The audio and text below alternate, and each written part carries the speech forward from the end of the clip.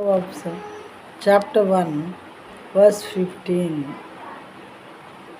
My son, do not walk in the way with them.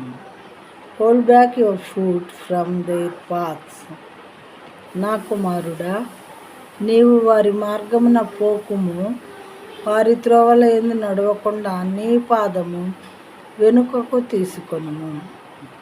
ఎంత చక్కగా ఉంది చూడండి వాక్యము. దేవుడు మనల్ని ఏమని సంబోధిస్తున్నారంటే నా కుమారుడా అని సంబోధిస్తున్నారు. నీవు వారి మార్గమున పోకుము. వారు అంటే ఎవరు? చెడ్డ పనులు చేసేటటువంటి వారు అనమాట. వాళ్ళ మార్గంలో నువ్వు నడవద్దు నా కుమారుడా. వాళ్ళ త్రోవలేందు నడవద్దు నువ్వు. వాళ్ళ మార్గమున పోవద్దు. నీ పాదమును వెనుకకు తీసుకో వాళ్ళ నుండి. వాళ్ళ మార్గంలో నడవకుండా నీ కాలుని వెనక్కి తీసుకో. అప్పుడు నువ్వు క్షేమంగా ఉంటావు. వెనక్కి వెళ్ళిపో. నువ్వు వాళ్ళతో పాలువాడవు అవ్వద్దు. వాళ్ళు చేసేటటువంటి చెడ్డ పనులలో నువ్వు భాగస్థుడు అవ్వద్దు అని చెప్పి దేవుడు ఎంతో ప్రేమగా వాక్యం వించిన మనందరినీ కూడా హెచ్చరిస్తూ ఉన్నారు.